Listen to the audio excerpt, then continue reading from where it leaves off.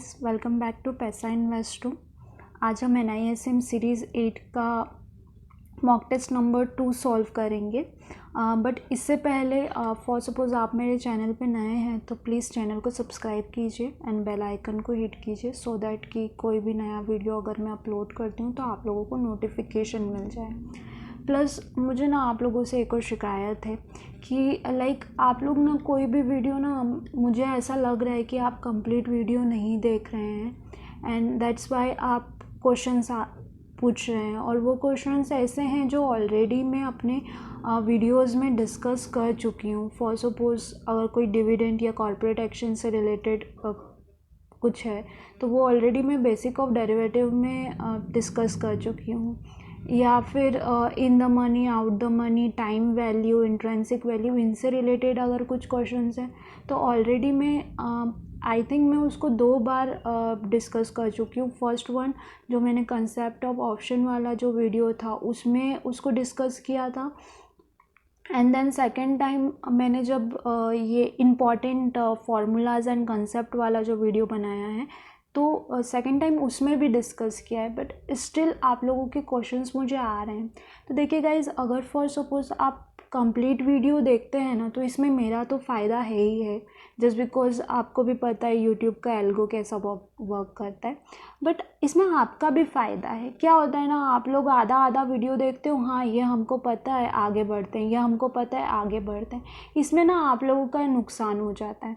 Because for suppose अगर मैं आपको कुछ चीज़ें समझा रही हूँ तो मुझे 5 इयर्स का एक्सपीरियंस है। ओके, 5 इयर्स से मैं एक ही फील्ड में वर्क कर रही हूँ। मैंने ऑलमोस्ट 2 बार एग्ज़ाम क्रैक किया है NISM सीरीज़ 8 का। मैंने इवन NISM से ट्रेनिंग भी ले रखा है। तो ऑब्वियस है कि मुझे कुछ ऐसी चीज़ें पता होंगी जो शायद आपको वर्कबुक में ना मिले। हो सकता है कि मेरे लॉजिक्स कुछ ऐसे होंगे जो आपके लिए बहुत हैंडली वर्क करें, आप बहुत इजीली चीज़ों को समझ जाएं। तो आई रिक्वेस्ट कि ठीक है यार, मेरे लिए नहीं पर अपने लिए ना एटलीस्ट पूरा वीडियो देखो। नहीं तो क्या होता है ना, व्यक्ति एक बार अटैम्प्ट करता है, फेल हो जाता है, सेकंड टाइम अटैम्प्ट करता है, फेल हो जाता है, थर्ड टाइम वो अटैम्प्ट करने का ट्राई ही नहीं करता है एग्ज़ाम को।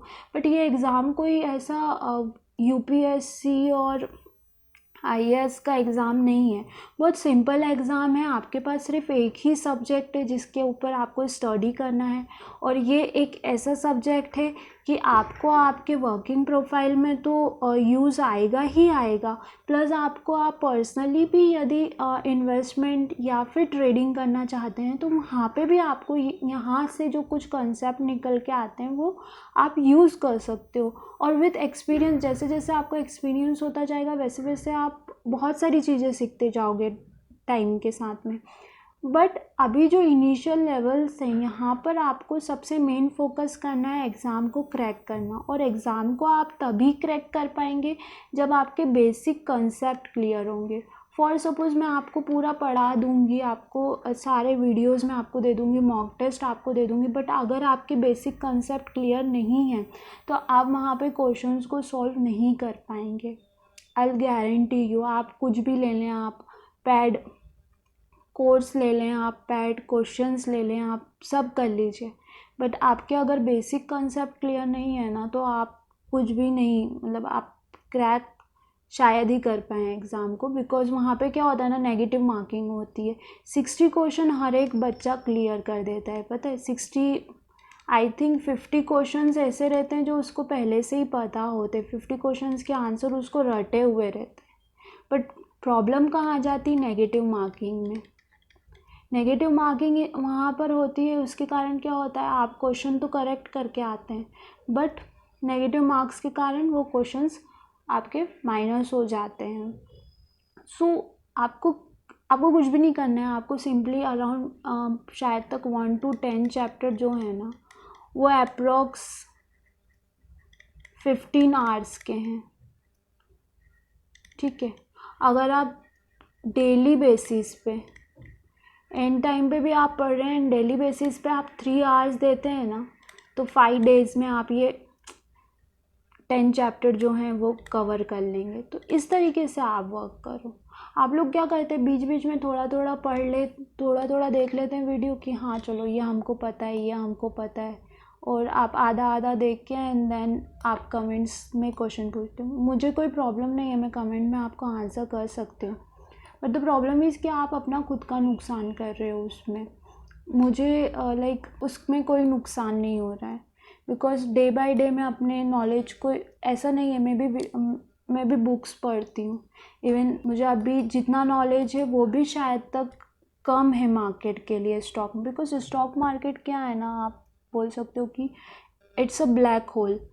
आप जितना ज़्यादा उसके अंदर एंटर करोगे आपको उतनी ज़्यादा नई नई चीज़ें, कंसेप्ट आपको समझने को मिलेगा। बट अभी आपको फोकस करना है बेसिक्स पे। बेसिक्स अगर आपके क्लियर होंगे तो आप क्वेश्चन सॉल्व कर पाएंगे, एंड अगर आप ये मॉक टेस्ट सॉल्व कर पाएंगे तो देन ओनली आप एग्ज़ाम में आप अपना किस तरीके से क्वेश्चंस को सॉल्व करना है या क्या ध्यान रखना है वो सब आपको समझ में आएगा। सो आज के लिए इतना ज्ञान काफ़ी है I think. And second thing, मैं जल्द ही आपको स्टडी प्लान आपके साथ में डिस्कस करूँगी, सो दैट कि आप लोगों को ईजी रहेगा किस तरीके से आपको प्रिपरेशन करनी है और किस तरीके से आपको क्वेश्चंस को सॉल्व करना है। ठीक है, सो स्टार्ट करते हैं ये वाला mock test. One more thing guys कि मैंने अपने वेबसाइट पे अराउंड 6 मॉक टेस्ट अपडेट किए हैं। ठीक है, अगर जो ऑलरेडी जिनको पता है तो इट्स गुड, बट www.paisainvestor.com ये मेरी वेबसाइट है। ठीक है, आप इस पे जाके मॉक टेस्ट सेक्शन में जाके, एंड अभी तो सिर्फ सीरीज़ 8 के मॉक टेस्ट हैं, but soon we will update new mock test related to NISM series 5A, mutual fund distribution, SORM and all. तो अभी आपको क्या करना है कि वेबसाइट पे जाना है एंड ये मॉक टेस्ट आपको अटैम्प्ट करना है। आपको तब तक ये मॉक टेस्ट अटैम्प्ट करना है जब तक आप 30 आउट ऑफ 30 इसमें नहीं लेके आ जाते, बिकॉज द थिंग इज़ कि आप 25 मार्क्स ला रहे हैं, नॉट गुड इनफ। 29 मार्क्स ला रहे हैं, इवन नॉट गुड इनफ। आपको टोटल 30 आउट ऑफ 30, अगर 30 क्वेश्चंस का टेस्ट है आपको 30 आउट ऑफ 30 लाना है। अगर 50 का टेस्ट है तो आपको 50 आउट ऑफ 50 लाना है। देन ओनली आप समझ के रखिए कि आपका एकदम कंप्लीट है प्रिपरेशन। अगर आपको कम मार्क्स आ रहे हैं, you are not completely prepare. आपको 30 आउट ऑफ 30 का ही प्रिपरेशन करना है यहाँ पर। ठीक है, सो आप यहाँ वेबसाइट पे जाके एंड मॉक टेस्ट चेक कर सकते हैं। ठीक है, मॉक टेस्ट 2 स्टार्ट करते हैं हम। An equity based mutual fund can be sell index future to has its position. ठीक है, तो यहाँ पे ये बोल रहे हैं कि कोई भी इक्विटी बेस्ड जो म्यूचुअल फंड्स होते हैं वो अपनी पोजीशंस को हैज करने के लिए इंडेक्स फ्यूचर को सेल कर सकते हैं। तो आंसर इज़ ट्रू। जो म्यूचुअल फंड्स होते हैं वो अपने उनके जो रिटर्न्स हैं उनको स्टेबल रखने के लिए अगर मार्केट में फॉल आता है, सेलिंग आती है, तो उस केस में वो अपने म्यूचुअल फंड को हेज करते हैं बाय सेलिंग इंडेक्स। अब यहाँ पे इंडेक्स कौन कौन से हो गए? निफ्टी 50 हो गया, बैंक निफ्टी हो गया और निफ्टी IT हो गया। सो फॉर सपोज अगर ये जो म्यूचुअल फंड है ये इक्विटी रिलेटेड फंड है और लार्ज कैप है, ठीक है, तो वो क्या करेगा? निफ्टी 50 शॉर्ट करेगा। अगर मिड कैप है तो भी निफ्टी 50 शॉर्ट करेगा, अगर स्मॉल कैप है तो भी निफ्टी 50 शॉर्ट करेगा। फॉर सपोज ये PSU मतलब पब्लिक सेक्टर बैंक्स, तो PSU अगर बैंक्स का म्यूचुअल फंड है तो देन वो बैंक निफ्टी सेल करेगा। इफ़ सपोज IT का फंड है तो वो निफ्टी IT शॉर्ट करेगा। तो अकॉर्डिंगली म्यूचुअल फंड उसका जो भी जिस भी स्क्रिप्ट पे बेस रहेगा उसके अकॉर्डिंग वो पर्टिकुलर इंडेक्स को शॉर्ट कर सकता है अपनी पोजीशन को हैज करने के लिए, लॉसेस को मिनिमाइज करने के लिए और रिस्क लेवल को मिनिमाइज करने के लिए। ठीक है, तो answer is true. Then next question is which of this put are in the money? इनमें से कौन सा पुट इन द मनी है? सो सबसे फर्स्ट तो हमको ये ध्यान रखने पड़ेगा कि पुट इन द मनी कब होता है। पुट इन द मनी कब होगा? जब स्ट्राइक प्राइस बड़ी होगी स्पॉट प्राइस से, राइट। तो यहाँ पर हमको चेक करना है कि कौन सी स्ट्राइक स्पॉट से बड़ी है। तो ये तो कौन सी कंडीशन हो गई, स्पॉट 300 और स्ट्राइक प्राइस इज ऑल्सो 300, तो ये एट द मनी की कंडीशन हो गई ATM। Now spot is 300 and strike is 280, तो ये हो गई OTM की कंडीशन, आउट द मनी की, because spot is greater than strike price. यहाँ पे spot is 300, strike is 320, that means जो स्पॉट प्राइस है वो छोटा है स्ट्राइक से, तो ये कंडीशन हमारी मैच हो रही है, यस। तो answer is C, spot is 300 and strike is 320। The next question, the beta of SBI is 0.9। यहाँ पे हमको क्या दे रखा है, बीटा दे रखा है 0.9 का। If the trader has buy a position of ₹3 lakh, अब बाय किया हुआ है कितने का पोजीशन, 3 लाख रुपए का, है ना। और ये किस पे पोजीशन बनाई हुई है, SBI के स्टॉक पे पोजीशन बनाई हुई है। विच of the following given him a complete hedge, तो इसको कंप्लीट हेज इन चारों ऑप्शन में से कौन देगा। तो सबसे फर्स्ट तो हमको अगर हेज वैल्यू निकालनी है तो इसका फॉर्मूला याद होना, जो भी हमने फ्यूचर में पोजीशन लिया हुआ है उसका वैल्यू इनटू बीटा, राइट। तो कितने का पोजीशन है, 3 लाख रुपए का इंटू 0.9, तो ये कितना हो जाएगा 27, राइट। मतलब 2,70,000 रुपीज का पोजीशन जो है वो हमको कंप्लीट हेज प्रोवाइड करेगा। तो answer is A, sell Nifty of 2700। अब यहाँ पे सेल सारे ही सेल हैं, राइट। तो सेल क्यों है, बिकॉज ये पोजीशन क्या थी, बाय थी, और अगर आपको पोजीशन को हैच करना है तो आपको अपोजिट पोजीशन लेनी पड़ेगी, that means you need to sell the index अगर आप हैच करना चाहते हो तो। Then next question, theta is rate of change in option premium for the unit change in. अब अगर जिसने मेरा ऑप्शन कंसेप्ट ऑफ ऑप्शन का पार्ट सेकंड का लास्ट पोर्शन जो है ऑप्शन ग्रिक्स वो अच्छे से पढ़ा होगा ना, तो वो ऑप्शन भी नहीं पढ़ेगा और डायरेक्ट टिक लगा देगा, ठीक है। बिकॉज वहाँ पे मैंने आपको कुछ शॉर्ट ट्रिक्स बताई थी, राइट।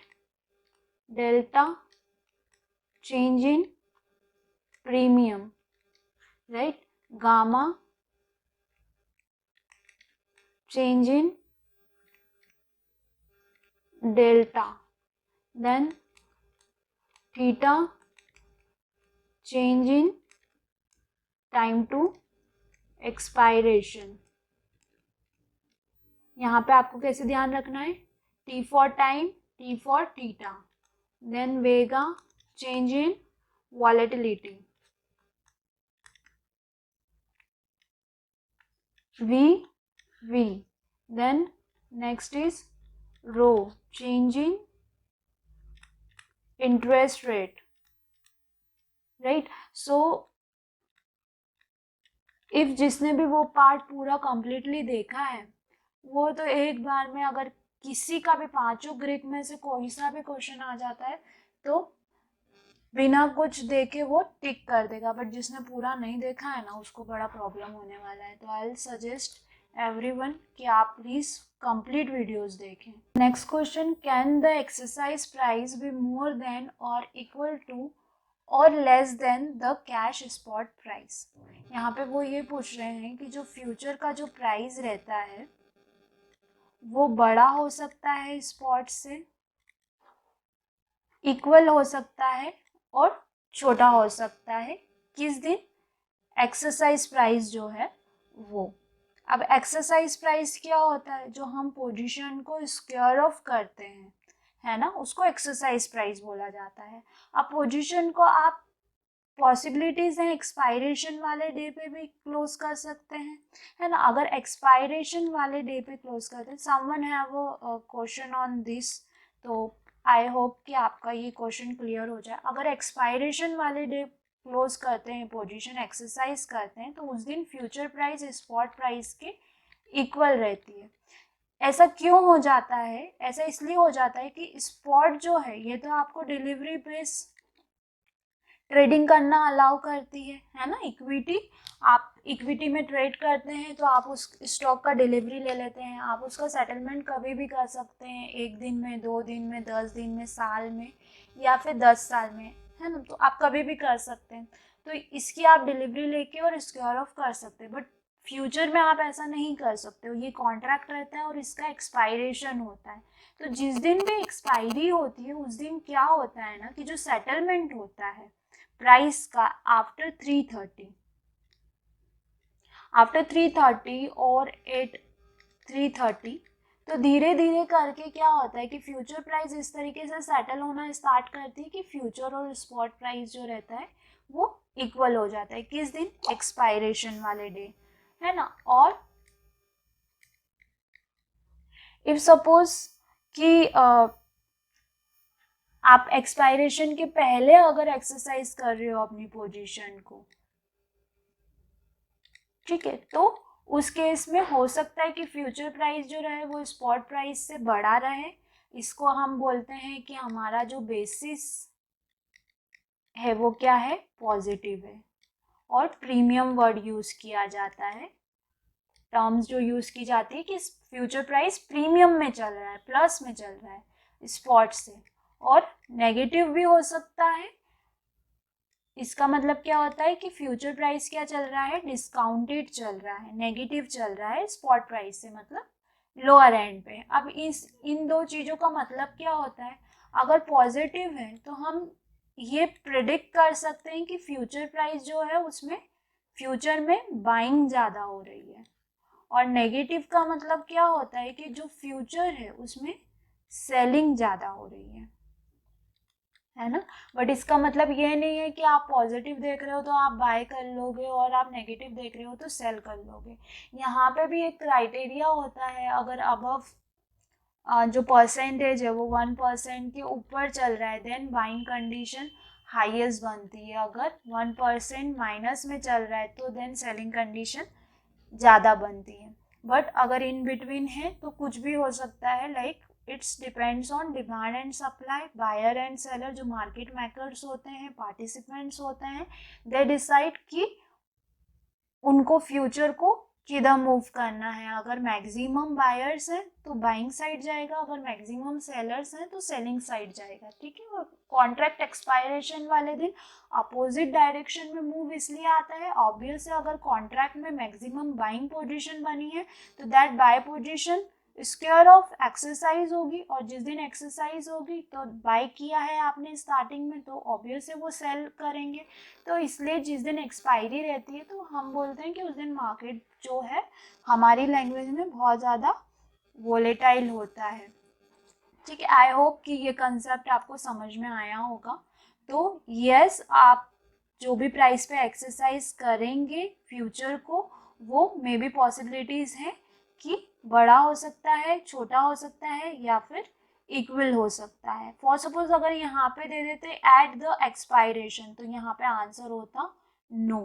बट यहाँ पे ऐसा कुछ नहीं दे रखा है कि एक्सपायरेशन वाले दिन करना है या बिफोर करना है ना। तो यहाँ पे आंसर आएगा यस, कि कुछ भी हो सकता है, बड़ा भी हो सकता है, छोटा भी हो सकता है और इक्वल टू भी हो सकता है। सॉरी, यस, नो पे टिक कर दिया मैंने।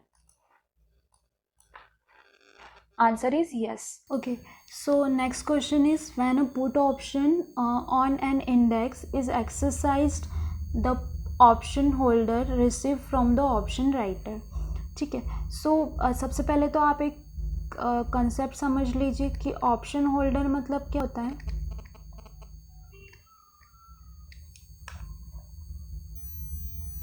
ऑप्शन होल्डर का मीनिंग होता है बायर,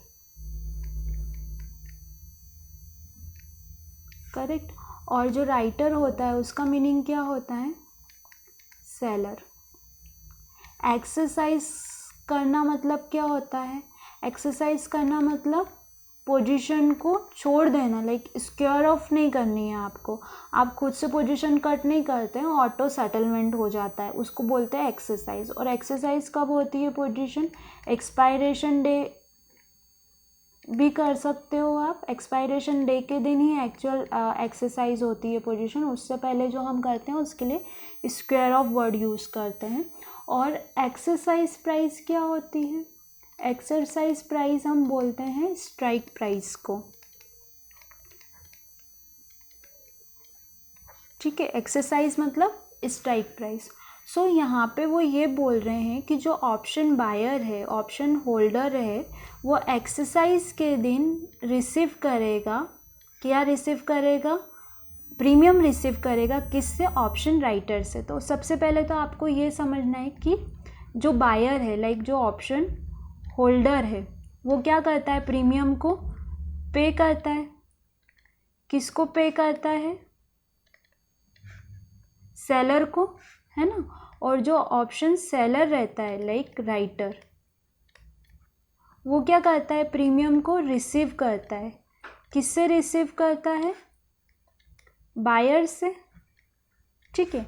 और जब ये पोजीशन को एक्सरसाइज करेगा मतलब स्क्वायर ऑफ करेगा या कट होगी इसकी पोजीशन, तो क्या होगी? जो बाय पोजीशन है वो सेल होगी, करेक्ट। ये जो बाय पोजीशन है ये सेल होगी, और ये जो सेल पोजीशन है ये अगेन बाय होगी, राइट। अब ये वाला जो बायर है इसने प्रीमियम पे किया था इस सेलर को, है ना, तो इसने प्रीमियम क्या किया? रिसीव किया। अब जिस दिन एक्सरसाइज होगी पोजीशन, तो ये एज अ बायर बिहेव करेगा, और ये क्या करेगा? प्रीमियम को पे करेगा। किसको? सेलर को, है ना। तो ये सेलर क्या करेगा? प्रीमियम यहाँ पे रिसीव करेगा। मे बी ये प्लस में हो सकता है, मे बी ये माइनस में हो सकता है। तो वही उन्होंने पूछा है कि अगर कोई पुट ऑप्शन है तो वो कितना प्रीमियम रिसीव करेगा।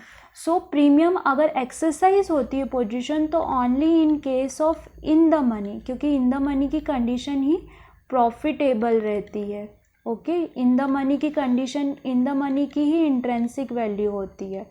Intrinsic value means actual value होती है, टाइम वैल्यू इसकी 0 होती है। कहाँ पर लिखा है ये कहीं पर भी नहीं लिखा है, ये मैं आपको बता रही हूँ कि इसकी जो टाइम वैल्यू होती है ये 0 होती है। ऐसा क्यों होता है? बिकॉज अभी पोजीशन क्या हो रही है? एक्सरसाइज हो रही है। जो उसकी एक्चुअल वैल्यू है प्रीमियम उसी पे ट्रेड करेगी। तो ये कितना होगा?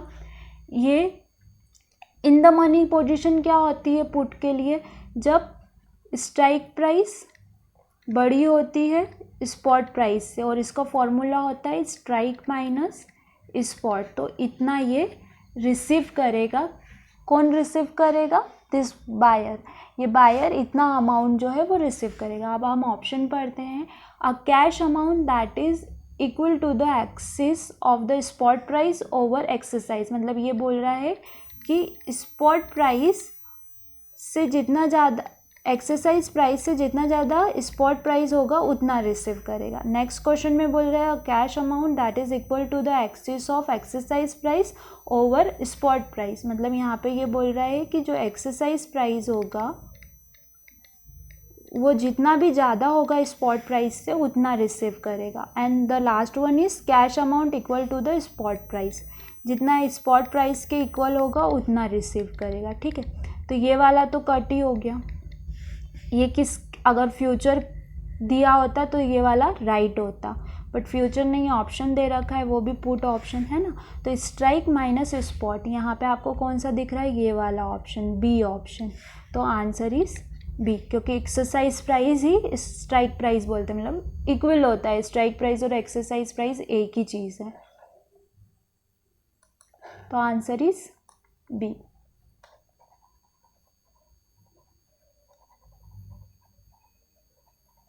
अच्छा, वन मोर थिंग कि ऐसा कहीं पे क्यों नहीं लिखा है कि टाइम वैल्यू जो है वो 0 होती है इन द मनी के लिए। देखिए, थियोरेटिकली जब हम बात करते हैं ना, जैसे आपने फिज़िक्स पढ़ा होगा, थ्योरी में हर चीज़ को अजम्पशन में लिया जाता है कि हाँ ऐसा हो सकता है, सपोज़ किया जाता है। उसी तरीके से जब हम ऑप्शन फ्यूचर इनकी सबकी थ्योरी पढ़ते हैं ना, तो थ्योरी में भी अजम्पशंस ही हैं। एक्चुअल वैल्यू जो डिसाइड होती है ना, वो सप्लाई और डिमांड, लाइक बायर और सेलर की बिड पे डिपेंड करती है कि बायर किस प्राइस पे बाय करने के लिए रेडी है एंड सेलर किस प्राइस पे सेल करने के लिए रेडी है। तो जो भी दोनों का म्यूचुअल अंडरस्टैंडिंग वाला प्राइस रहेगा तो उस पर ट्रेड होता है। वहाँ पे फॉर्मूलाज वर्क नहीं करते हैं, सिस्टम फॉर्मूला के अकॉर्डिंग ऑलवेज नहीं चलता है, इसलिए कहीं पर भी ऐसा लिखा हुआ नहीं है कि टाइम वैल्यू जो है वो इन द मनी के लिए ज़ीरो होती है। It's completely depend on intrinsic value. But अगर हम जब थ्योरी पढ़ते हैं तो इन द मनी का वैल्यू का फॉर्मूला चेक करते हैं और इंट्रिंसिक वैल्यू का फॉर्मूला चेक करते हैं, तो वो दोनों इक्वल हैं। इक्वल है दैट मीन्स कि जो प्रीमियम है इज़ इक्वल्स टू, मतलब in the money premium is equal to intrinsic value, और जो आउट द मनी रहता है that is completely depend on time value. Out the money की कोई इंट्रिंसिक वैल्यू नहीं होती है, ज़ीरो होती है। ठीक है, तो ये आपको ध्यान रखना है, ये मे बी ट्रू फॉल्स में भी आपसे पूछ सकते हैं। Then next question is, can one sell asset in future market even he does not own any such asset? मतलब कि क्या कोई फ्यूचर में असेट को सेल कर सकता है, स्टॉक्स हो गए, इंडेक्स हो गया, इनको सेल कर सकता है इवन उसके पास कोई भी जो असेट जो वो बेचना चाह रहा है वो उसने ऑन नहीं किया हुआ है, मतलब कैश में उसने बाय नहीं कर रखा है। तो इसका आंसर है यस, है ना। हमने स्पेक्यूलेटर पढ़ा था, राइट। तो स्पेक्यूलेटर्स क्या होते हैं कि वो पोजीशंस ऑन नहीं करते हैं, वो इक्विटी में उनके पास पर्टिकुलर स्टॉक बाय नहीं होता है, बट दे कैन बाय और सेल फ्यूचर्स, है ना, वो बाय और सेल फ्यूचर्स को कर सकते हैं। Which of the following option will result in the creation of bear spread?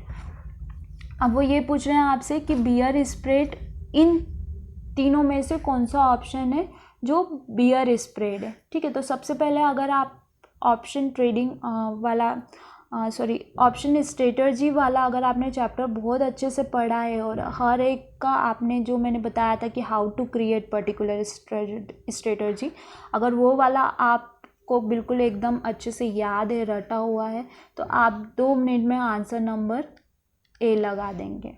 ठीक है, अभी सबसे पहले आपको बियर स्प्रेड कैसे बनाते हैं ये चेक करना है। तो बियर स्प्रेड को क्रिएट कैसे किया जाता है? बियर स्प्रेड या तो, अभी स्प्रेड वर्ड यूज़ हो रहा है, तो या तो ओनली कॉल से क्रिएट होगा या ओनली पुट से क्रिएट होगा। एक कॉल और एक पुट यूज़ नहीं करते हैं, तो दोनों या तो कॉल होंगे या दोनों पुट होंगे। तो यहाँ पे सबसे फर्स्ट ऑप्शन देखो, सेलिंग कॉल कॉल।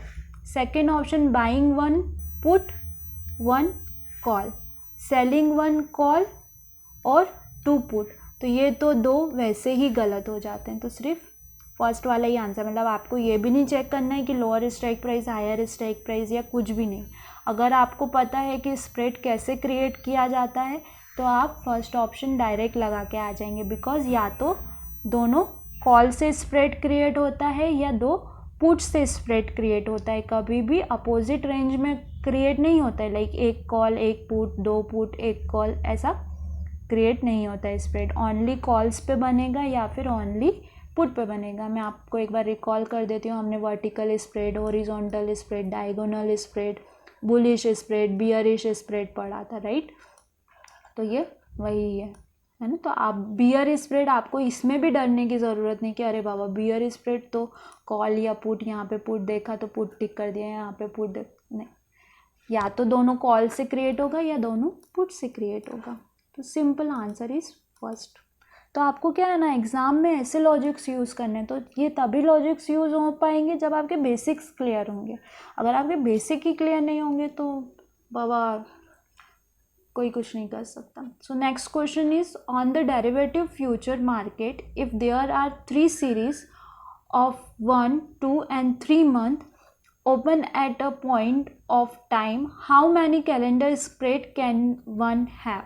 मतलब अगर एक टाइम पे फ्यूचर मार्केट में 3 कॉन्ट्रैक्ट्स ओपन है, 1, 2 and 3 मंथ के कॉन्ट्रैक्ट ओपन है, हम इसको ले लेते हैं 1 मतलब जनवरी ले लेते हैं, 2 मतलब फैब ले लेते हैं और 3 मतलब मार्च ले लेते हैं। तो कितने कैलेंडर स्प्रेड क्रिएट हो सकते हैं? तो अब यहाँ पे भी सबसे पहले तो आपको बेसिक पता होना चाहिए कि कैलेंडर स्प्रेड का मतलब क्या होता है ना। तो कैलेंडर स्प्रेड क्या होता है, एक कॉन्ट्रैक्ट में आप क्या करते हो, पोजीशन बाय करते हो, तो दूसरे कॉन्ट्रैक्ट में आप पोजीशन को सेल करते हो, तो ये एक कैलेंडर स्प्रेड कहलाता है। ठीक है, तो आप एक जनवरी फरवरी का कॉम्बिनेशन बना सकते हो, एक फेब और मार्च का कॉम्बिनेशन बना सकते हो, है ना, और एक जनवरी और मार्च का कॉम्बिनेशन बना सकते हो।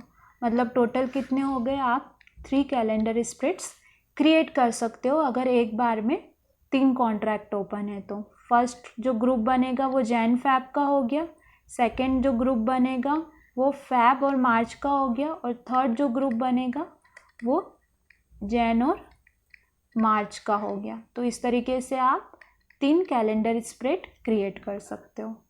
Next question, mister A want to sell stock option but he does not on the underlying stock, can he do it in India? तो वो ये पूछ रहे हैं कि जो मिस्टर ए हैं वो सेल करना चाहते हैं स्टॉक ऑप्शन को, लेकिन उन्होंने अंडरलाइन बाय नहीं किया हुआ है, अंडरलाइन नहीं है उनके पास, तो क्या वो ऐसा कर सकते हैं, यस और नो? यस, आप ऑप्शन में ओपन पोजीशन, नेक्ड पोजीशन भी क्रिएट कर सकते हो, या हमने स्ट्रेटजी पढ़ा था covered call, protective put, right, तो उस काइंड ऑफ पोजीशन भी आप क्रिएट कर सकते हो। तो answer is yes.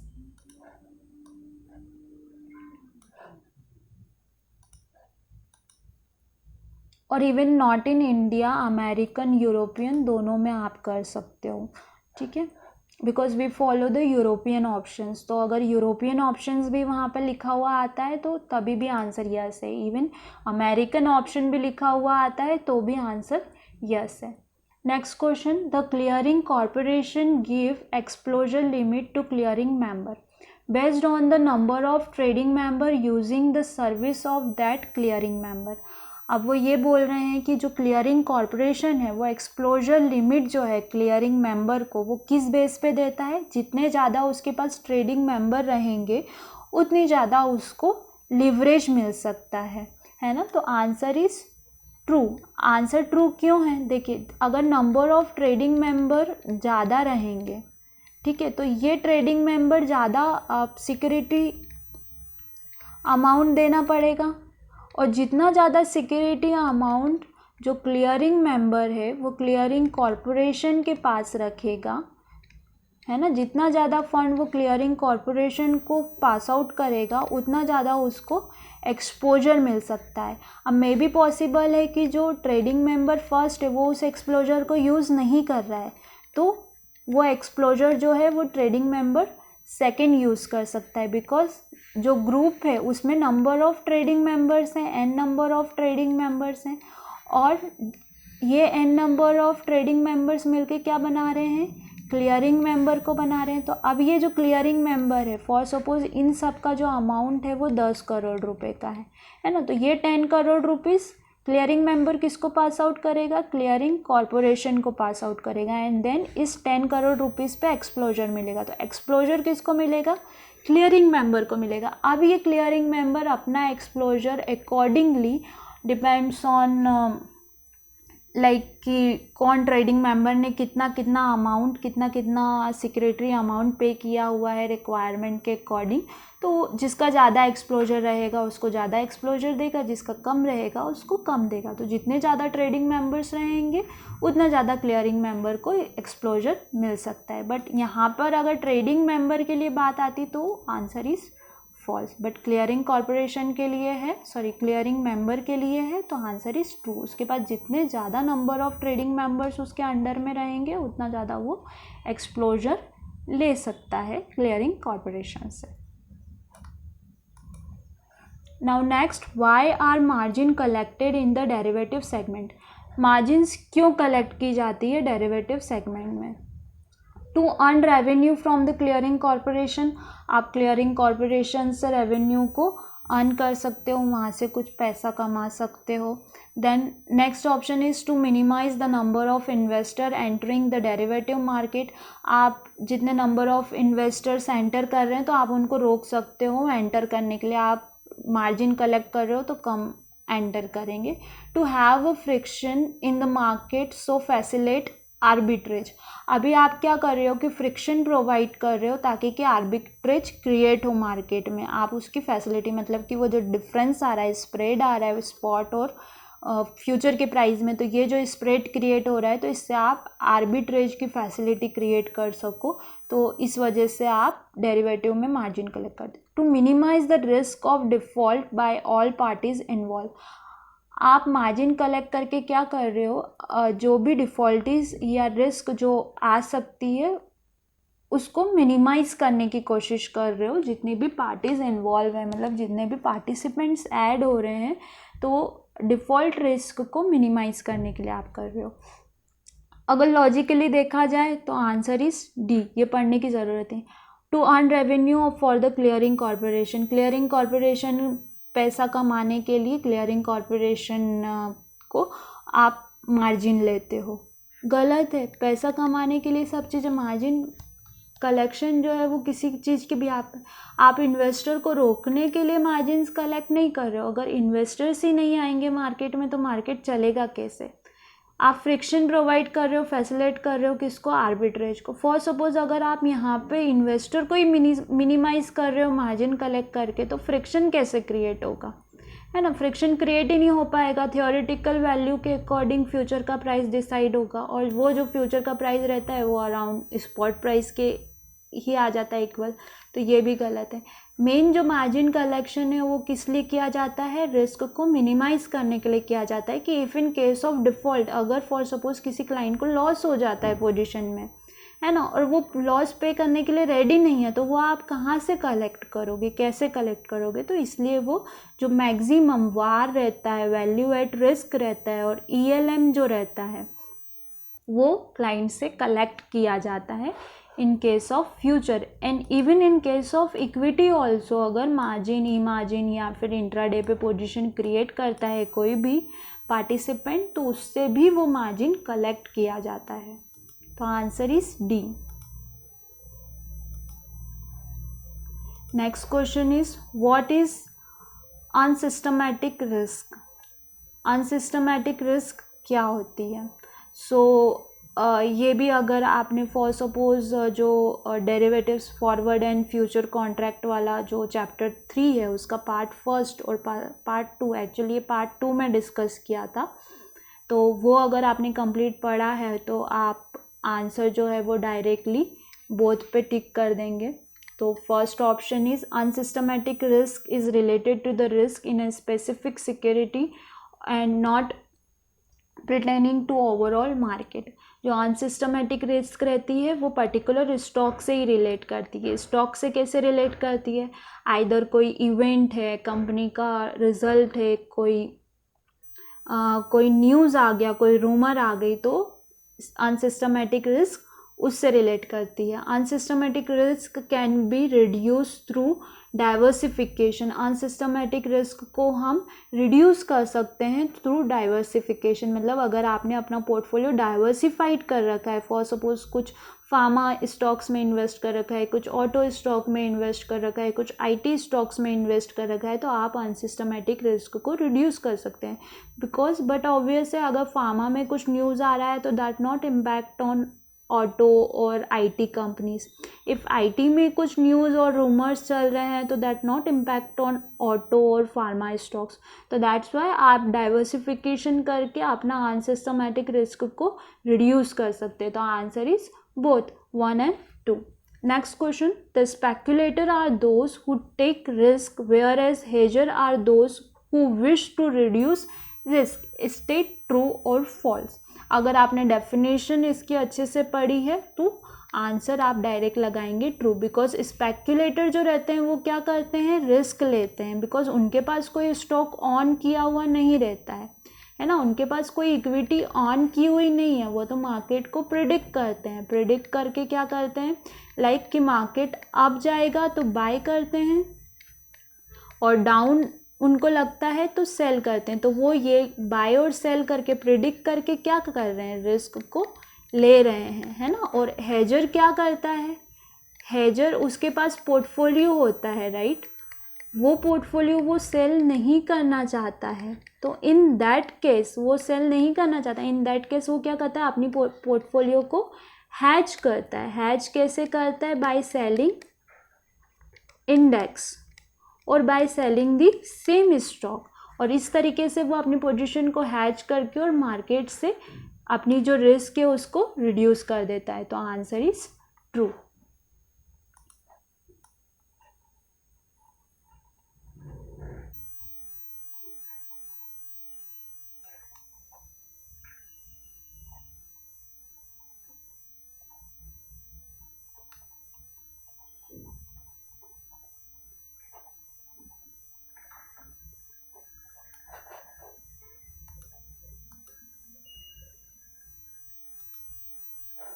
Next question, loss on derivative transaction can be set off against any other income during the year.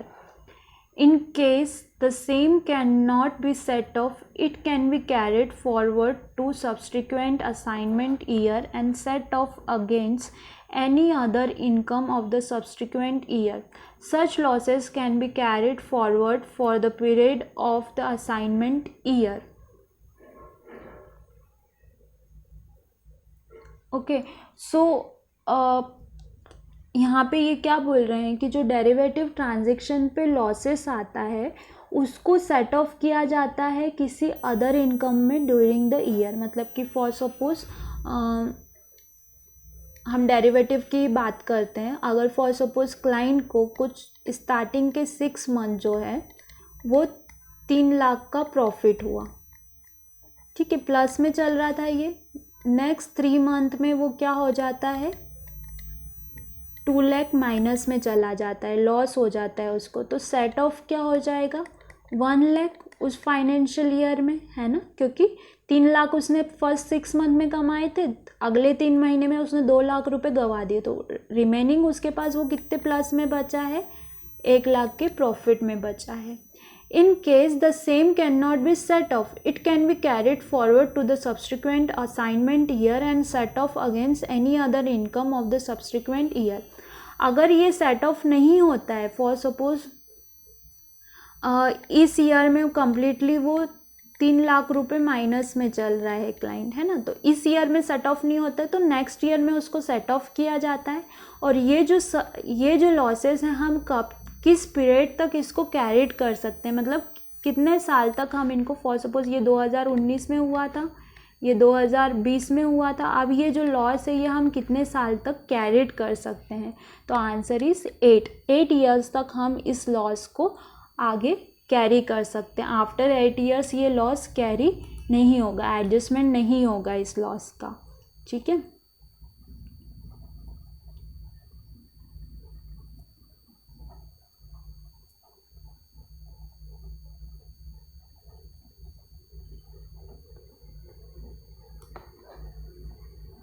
Next question, as per the rule of European call option, it gives the right but not the obligation to buy from the seller and underline at the prevailing market price on or before the expiry. True और false, मतलब European call के according जो European call है वो क्या करता है, right provide करता है बट ऑब्लिगेशन नहीं प्रोवाइड करता है to buy from the seller. Seller से आप बाय कर सकते हो, किस सेलर से, अंडरलाइन के सेलर से आप बाय कर सकते हो, है ना, कब, on or before the expiry. ये ट्रू है या फॉल्स है, तो आंसर इज फॉल्स। यहाँ पे देखो क्या लिखा है, पूरा करेक्ट है कि right but not the obligation to buy from the seller of an underline, seller of an underline at the prevailing market price on or before the expiry, मतलब एक्सपायरी वाले दिन या एक्सपायरी से पहले। तो ये जो सेंटेंस है ये रॉन्ग सेंटेंस है ना, जो हम बाय और सेल करते हैं तो वो सेलर से बाय या सेल करने का राइट नहीं देता है, वो अंडरलाइन को बाय या सेल करने का राइट देता है, ठीक है। ये आपको हमेशा ध्यान रखना है कि वो सेलर से बाय और सेल करने का राइट नहीं दे रहा है, वो डायरेक्ट अंडरलाइन को बाय और सेल करने का राइट प्रोवाइड करता है। कौन? European option, even American option is also. तो यहाँ पे ये जो सेलर वर्ड यूज़ किया है, दिस इज़ रॉन्ग। यहाँ पे सेलर नहीं आना चाहिए था, यहाँ पे ये आना चाहिए था कि it gives the right but not the obligation to buy and underlined at the prevailing market price on or before the expiry, तो then answer is true। True होता उस केस में आंसर, बट यहाँ पे क्या दे दिया है कि from the seller of an underline, underline के सेलर और बायर से कोई रिलेट नहीं है। ऑप्शन जो रहता है वो अंडरलाइन को बाय या सेल करने का हमको राइट देता है, ऑब्लिगेशन नहीं देता। इफ़ सपोज ऑब्लिगेशन देता तो हम बोलते कि क्या कर रहा है वो, मार्केट पार्टिसिपेंट से हमको बाय और सेल करने की फैसिलिटी प्रोवाइड कर रहा है। तो आंसर इज फॉल्स। ये देखिए, ये थोड़ा सा ट्रिकी था। अगर आप ये यहाँ पे एक छोटा सा वर्ड सेलर नहीं पकड़ते तो ऑब्वियस आंसर आप ट्रू करके आते, बिकॉज जो डेफिनेशन है वो तो बिल्कुल एक्यूरेट जा रही है ना, it gives the right but not the obligation. Mainly लोग क्या करते हैं कि फर्स्ट सेंटेंस पढ़ के ही आंसर टिक कर देते हैं, but you have to read the whole question. आपको पूरा क्वेश्चन रीड करना है, उसका हिंदी मीनिंग समझना है एंड देन टिक मार्क करना है। और जब आप ये नहीं करते हैं तो फिर मिस्टेक्स होती हैं, बट आप अगर ऐसा करते हैं, क्योंकि टाइम सफिशिएंट होता है, 100 क्वेश्चन आपको 120 मिनट में सॉल्व करने होते हैं, एक क्वेश्चन के लिए भी 1 मिनट दिया तो सफिशिएंट है वो। Next question, if an investor buy a future contract but does not sell it till the expiry, then what happened to that contract। मतलब कोई फ्यूचर कॉन्ट्रैक्ट को बाय किया हुआ है ना, और वो एक्सपायरी वाले दिन पोजीशन को कट नहीं करता है, तो क्या कंडीशन क्रिएट होती है। The investor will receive the delivery of the underline, उसको अंडरलाइन की डिलीवरी मिल जाएगी। The exchange will square of the position by the closing price, exchange क्या करेगा, पोजीशन को स्क्वायर ऑफ कर देगा क्लोजिंग प्राइस पे। A new buy position will be automatically created in the next month, मतलब automatic roll over हो जाएगी position. यहाँ पे ये जो नेक्स्ट कॉन्ट्रैक्ट में बनती है ना, इसको रोल ओवर वर्ड यूज़ किया जाता है इसके लिए। द क्लाइंट हैज़ टू पे अ शिफ्ट पेनल्टी, मतलब उसको जो शिफ्ट किया गया है उसकी पेनल्टी पे करनी पड़ेगी। ठीक है, सो फर्स्ट थिंग इज़ कि डिलीवरी नहीं मिलेगी। क्यों? क्योंकि इक्विटी में जो बायर सेलर रहते हैं उनके बीच में ट्रेड होता है, आपने फ्यूचर में बाय कर रखा है तो आपको इक्विटी की डिलीवरी वहाँ पर नहीं मिलेगी, because segment is different. Next हम थर्ड वाला लेते हैं, a new buy position open, automatically कभी भी बाय नहीं होती है पोजीशन, बिकॉज विदाउट क्लाइंट के कन्फर्मेशन ना एक्सचेंज ना ब्रोकर कुछ भी ऐसा क्रिएट कर सकता है। और शिफ्ट पेनल्टी, जब ये पोजीशन ही क्रिएट नहीं होगी तो शिफ्ट पेनल्टी कैसे लगेगी, तो ये भी रॉन्ग है। आंसर इज बी कि एक्सचेंज क्या करेगा, पोजीशन को ऑटोमेटिक स्क्वायर ऑफ कर देगा। जो भी क्लोजिंग प्राइस रहेगा 330 का, जो भी सेटलमेंट प्राइस आता है उनके पास में, और ये सेटलमेंट प्राइस क्या होता है, इक्वल टू स्पॉट प्राइस, तो उसके अकॉर्डिंग पोजीशन को क्या कर देगा, एक्सचेंज स्क्वायर ऑफ कर देगा। The next question, margin in future trading are applicable to, margin किस किस को एप्लीकेबल होती है फ्यूचर ट्रेडिंग में, बोथ बायर एंड सेलर। अगर आप बायर हो तो भी आपको पे करनी है, आप सेलर हो तो भी पे करनी है। देखिए ये वाला क्वेश्चन जो है ना वो वेरिएंट्स में आता है, margin is paid by, margin is received by, है ना, exchange take the margin from. तो आपको हमेशा ध्यान रखना है कि मार्जिन जो है फ्यूचर कॉन्ट्रैक्ट में वो बायर और सेलर को दोनों को देनी पड़ती है, और in case of option only seller को मार्जिन प्रोवाइड करनी पड़ती है।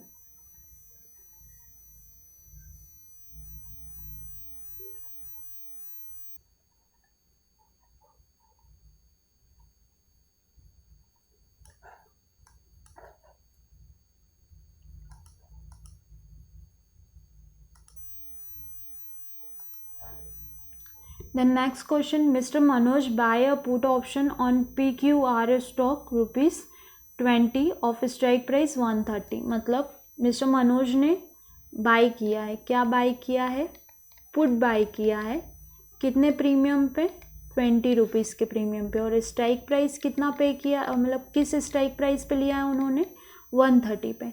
If on exercise day the spot price जो रहती है एक्सरसाइज के दिन वो 175 रहती है ना। तो mister Manoj will choose not to exercise the option to exercise the option, मतलब मिस्टर मनोज ऑप्शन को एक्सरसाइज नहीं करेंगे, ऐसे ही छोड़ देंगे, या फिर एक्सरसाइज कर लेंगे, मतलब कि पोजीशन को बुक कर लेंगे, स्क्योर ऑफ कर देंगे पोजीशन। तो इन दोनों में से कौन सा ऑप्शन चूज करेंगे? तो सबसे फर्स्ट अगर इन द मनी कंडीशन होती है ना, तो हम प्रॉफिट कंडीशन में रहते हैं, तो हम क्या करते हैं, एक्सरसाइज नहीं करते हैं, छोड़ देते हैं, तो जो भी प्रॉफिट होता है वो हमको रिसीव हो जाता है। But in the case of out the money हम पोजीशन को क्या करते हैं, एक्सरसाइज कर देते हैं, जस्ट बिकॉज कि वो हमारा अगर स्पॉट प्राइस मतलब स्पॉट प्राइस OTM में अगर क्लोज हुआ स्ट्राइक और स्पॉट, तो हमको यहाँ पर लॉस कंडीशन क्रिएट होती है। तो बेटर है कि हम पोजीशन को क्या कर दें, खुद ही स्क्वायर ऑफ कर दें, एक्सरसाइज कर लें। तो सबसे फर्स्ट तो हमको चेक करना पड़ेगा कि ये जो पुट ऑप्शन क्रिएट होगा ये इन द मनी होगा या आउट द मनी होगा। देखिए यहाँ से हमको क्या मिल रहा है कि जो स्ट्राइक प्राइस है वो छोटी है स्पॉट से, और पुट के लिए इन द मनी कंडीशन कब होती है, जब स्ट्राइक प्राइस जो रहती है वो बड़ी होती है स्पॉट प्राइस से। तो दैट मीन्स ये जो कंडीशन बन रही है ये वाली, ये OTM की कंडीशन बन रही है ना, आउट द मनी की कंडीशन बन रही है। तो इस केस में मिस्टर मनोज को क्या करना चाहिए, अपनी पोजीशन को एक्सरसाइज कर लेना चाहिए, पोजीशन को एक्सरसाइज के लिए छोड़ देना चाहिए, और not to exercise the option क्योंकि वो इन द मनी में होगा तो ऑब्वियस प्रॉफिटेबल कंडीशन होगी। तो प्रॉफिटेबल कंडीशन में हमको कुछ ना कुछ प्रीमियम रिसीव हो जाएगी।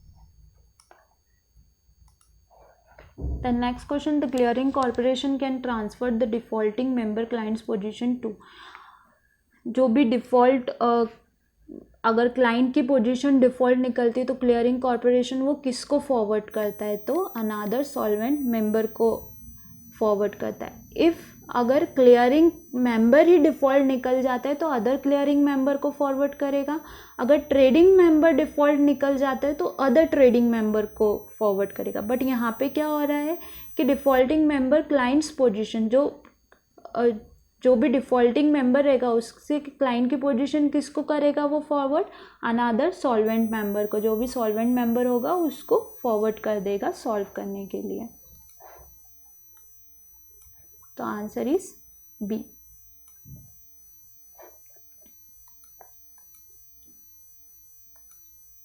The next question, the spot price of ABC stock is rupees 347, 325 strike call is quoted 39।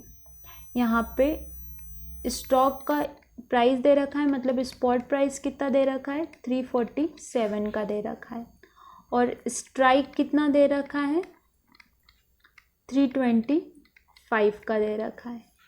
बात हो रही है कॉल ऑप्शन की। यहाँ पे कंडीशन क्या क्रिएट हो रही है, स्पॉट जो है वो बड़ा है किससे, स्ट्राइक प्राइस से, है ना, स्ट्राइक प्राइस छोटी है, मतलब ये कंडीशन किसकी क्रिएट हो रही है, इन द मनी की कंडीशन क्रिएट हो रही है। और प्रीमियम का प्राइस क्या चल रहा है इसका, 39 रुपीज़ का।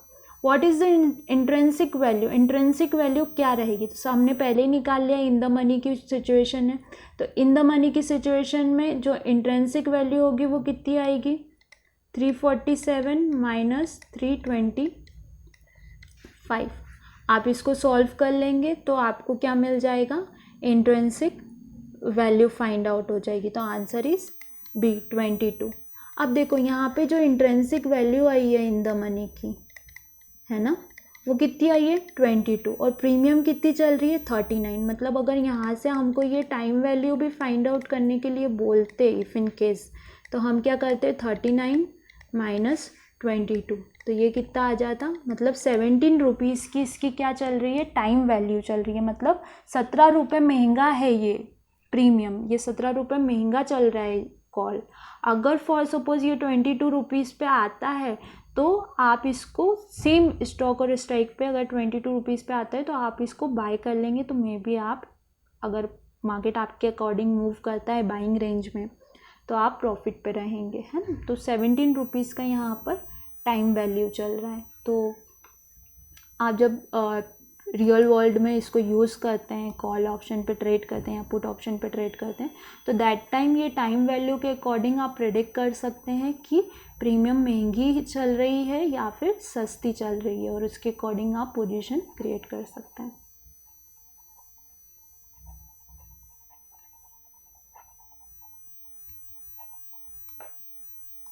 देन नेक्स्ट क्वेश्चन इज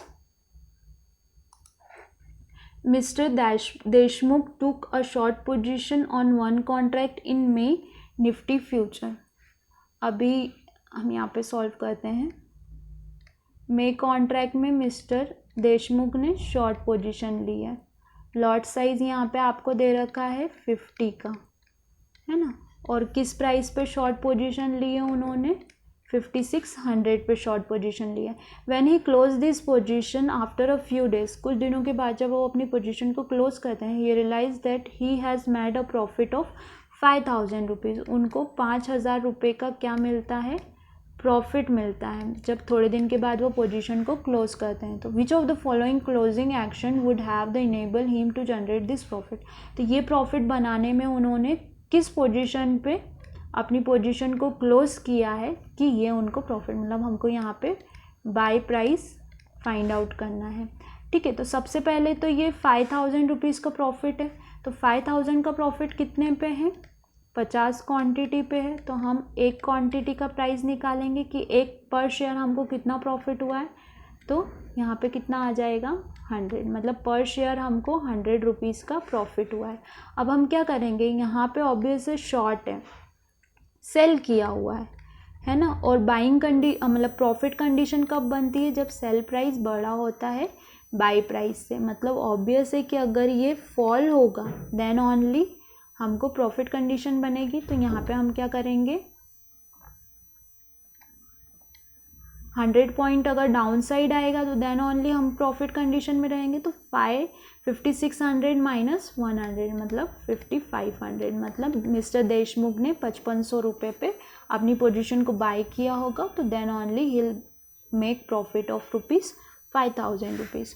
तो यहाँ पे देखिए ये बाइंग वाले दो ऑप्शन है, तो हमारे यही दोनों काम के, और हमारा आंसर कौन सा है, आंसर सी, बाइंग 1 में Nifty future contract at 5500 price. अभी देखिए 57,000 भी 100 रुपये अपसाइड का भी है। तो आपको ध्यान रखना है कि नॉर्मली क्या होता है, लोग जब प्रॉफिट निकालते हैं तो direct buy price minus sell price, तो 5600 को as a buy price. But आपको ये ध्यान रखना है कि उन्होंने पोजीशन को शॉर्ट किया है, तो जब नीचे आएगा प्राइस तो then only he'll make the profit, otherwise आप जाएगा तो हिल मेक द लॉस।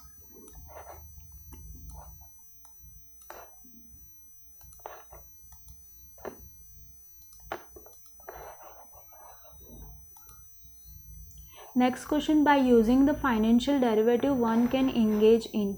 मतलब अगर कोई व्यक्ति फाइनेंशियल डेरिवेटिव्स में पोजीशन बनाता है तो वो किस किन चीज़ों में इंगेज हो सकता है, क्या क्या कर सकता है। तो हेजिंग कर सकता है, यस हेजिंग कर सकता है। आर्बिट्रेज कर सकता है, यस आर्बिट्रेज भी कर सकता है। स्पेक्यूलेशन, यस स्पेक्यूलेशन भी कर सकता है। तो answer is all of the above, this is the answer.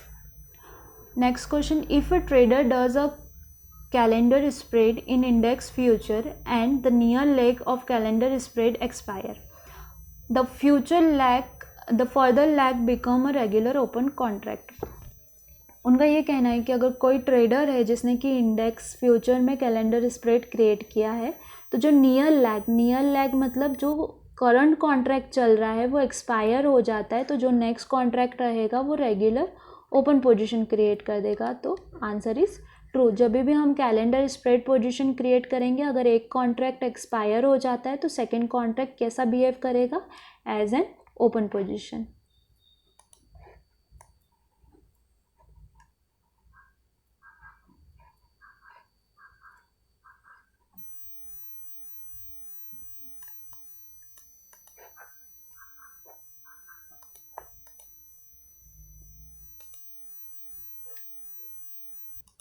Next question, Mr. Nair has purchased 8 contract of March series and sold 6 contract of April series of the NSE Nifty future. How many lot will get characterized as a regular non-spread open position? अभी उन्होंने 8 contract जो हैं right, ये किस में create किए हैं? मार्च में क्रिएट किए हैं। और 6 कॉन्ट्रैक्ट जो हैं ये उन्होंने किस में क्रिएट करे हैं? अप्रैल में क्रिएट करे हैं। मतलब कहीं ना कहीं ये कैलेंडर स्प्रेड क्रिएट हो रहा है। तो अगर ये 8 कॉन्ट्रैक्ट में से मिनिमम कितना है? 6, मतलब 6 कॉन्ट्रैक्ट तो क्या कर रहे हैं? स्प्रेड क्रिएट कर रहे हैं। ये तो स्प्रेड कंडीशन हो गई। बट जो मार्च के रिमेनिंग 2 कॉन्ट्रैक्ट हैं 8 माइनस 6, 2 कॉन्ट्रैक्ट जो हैं ये क्या क्रिएट कर रहे हैं? Non spread position. और यहाँ पे हमसे नॉन स्प्रेड पोजीशन ही पूछा है तो answer is true 2।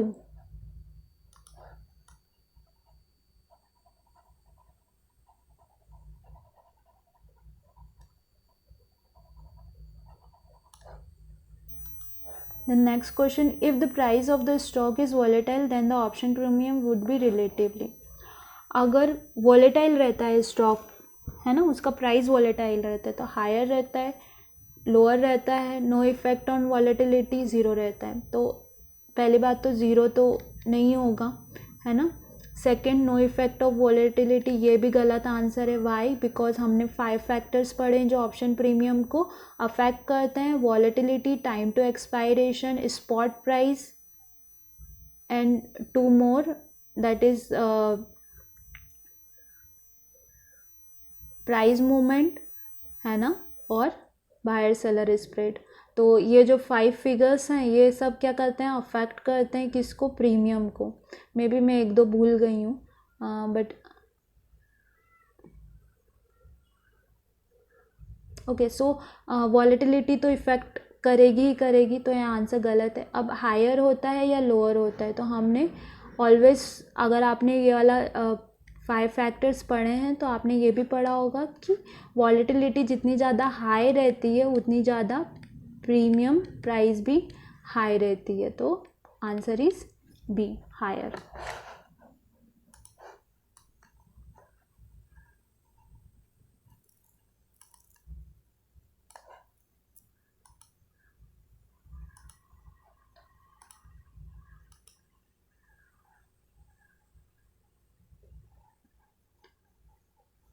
Now next question, the strategy in which a trader buy a call option of lower strike price and sell another call option with a higher strike price of the same share and same expiry date is called. सबसे पहले तो दोनों जो दिया हुआ है वो क्या दिया हुआ है? कॉल दिया हुआ है कि कॉल ऑप्शन बाय किया है और एक कॉल ऑप्शन को सेल किया है। मतलब ये क्या बना रहा है? स्प्रेड क्रिएट कर रहा है ना। सो कैलेंडर स्प्रेड, तो कैलेंडर स्प्रेड तो ऑप्शन में होता ही नहीं है। बचे 3, butterfly spread, bearish spread and bullish spread. Butterfly spread भी नहीं होता है बिकॉज इसमें 4 कॉम्बिनेशन को क्रिएट किया जाता है, 2 कॉल और 2 पुट के, है ना। तो ये वाला भी रॉन्ग आंसर है। अब हमारे पास 2 ऑप्शन बचे, बियरिश स्प्रेड और बुलिश स्प्रेड। ठीक है, तो हम पहले चेक करते हैं कि अब स्ट्राइक प्राइस कौन कौन सी दी है। तो कॉल ऑप्शन को लोअर स्ट्राइक प्राइस, मतलब कि इन द मनी को बाय किया है और आउट द मनी को सेल किया है, और sorry lower strike price and sell another call option at the, yes, out the money को सेल किया है, मतलब इन द मनी बाय किया है। देन सीधा सीधा वो क्या प्रेडिक्ट कर रहा है? बुलिश प्रेडिक्ट कर रहा है। और एक पॉइंट ऑफ लेवल से आउट द मनी का सेल किया है, दैट मीन्स एक पॉइंट ऑफ लेवल से वो क्या सोच रहा है कि मार्केट अगर यहाँ पर चल रहा है तो ये मूव करेगा सिर्फ इसी लेवल तक, इसके नीचे, इसके अबव नहीं जाएगा। मतलब बुलिश, ये अपसाइड प्रेडिक्ट कर रहा है मार्केट को, तो दैट मीन्स बुलिश स्प्रेड। तो आंसर इज डी।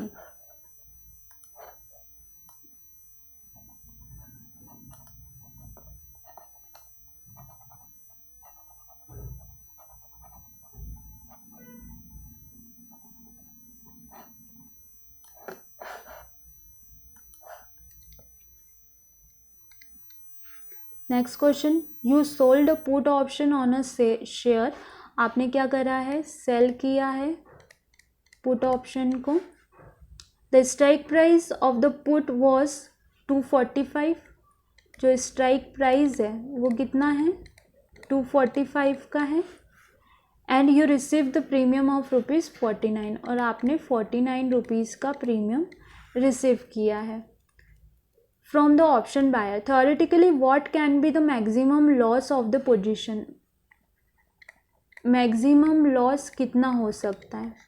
सो मैंने आपको मैक्सिमम लॉस बताया था कि जितना हम स्ट्राइक प्राइस बाय करते हैं, मैक्सिमम लॉस थ्योरेटिकली इसके लिए निकालना है अगर सेलर के लिए, तो जितने का भी स्ट्राइक प्राइस हम बाय करेंगे मैक्सिमम ये प्रीमियम उतना मूव कर सकती है, उससे ज़्यादा का मूव नहीं कर सकती थ्योरेटिकली, बट प्रैक्टिकली ऐसा नहीं होता है। मे बी पॉसिबिलिटीज़ हैं कि उससे अबव भी मूव कर सकती है, बट ऐसे केसेस बहुत कम देखने को मिलते हैं।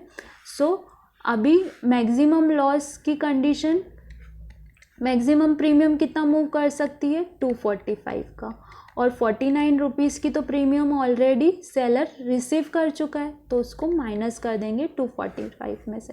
तो यहाँ पे आपके पास आंसर कितना आ जाएगा, around 196।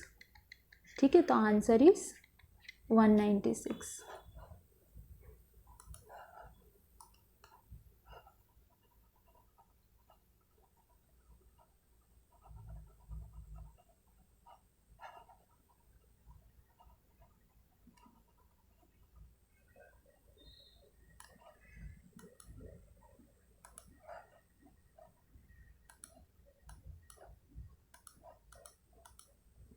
The next question, the spot price of the Grasim Industry Limited is 2900. The call option of the strike price ₹28 is.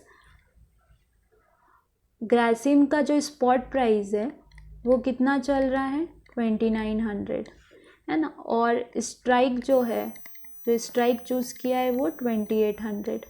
तो जो कॉल ऑप्शन है वो क्या होगा, इन द मनी होगा, आउट द मनी होगा, या एट द मनी होगा, है ना। तो पहले तो आपको इन द मनी कंडीशन याद होनी चाहिए, जो स्पॉट रहता है वो बड़ा रहता है स्ट्राइक से, आउट द मनी का अपोजिट हो जाता है, स्ट्राइक जो रहता है वो बड़ा हो जाता है स्पॉट से, और एट द मनी में इक्वल हो जाते हैं दोनों, स्पॉट और स्ट्राइक। तो यहाँ पे क्या बन रहा है कंडीशन, जो स्ट्राइक है वो छोटा है स्पॉट से, तो देखो स्ट्राइक छोटा है स्पॉट से, कौन सा कंडीशन है, ये वाला, इन द मनी। तो answer is C, in the money. The next question, of the below mention option which would be attract margin, इन ऑप्शंस में से कौन सा मार्जिन अट्रैक्ट करेगा। तो मार्जिन कौन अट्रैक्ट करता है, सेलर, सेलर को मार्जिन पे करनी पड़ती है when he receives the premium. तो यहाँ पे आ जाएगा buyer of put option, seller of call option, seller of put option, मतलब ये सेलर ऑफ कॉल ऑप्शन भी मार्जिन को अट्रैक्ट करेगा और सेलर ऑफ पुट ऑप्शन भी मार्जिन को अट्रैक्ट करेगा। तो आंसर इज बोथ 2 and 3, ये हमारा करेक्ट आंसर है। थैंक यू, आई होप आपको ये वीडियो पसंद आया होगा। अगर आप चैनल पर नए हैं तो प्लीज़ चैनल को सब्सक्राइब कीजिए एंड बेल आइकन को हिट कीजिए, एंड वीडियो को लाइक करना मत भूलना अगर आपको पसंद आया है तो, एंड प्लीज़ अपने फ्रेंड्स के साथ भी ज़रूर शेयर कीजिए जो NISM सीरीज़ 8 या अदर NISM डेरिवेटिव एग्ज़ाम्स के लिए प्रिपरेशन कर रहे हों। So thank you for watching, bye bye.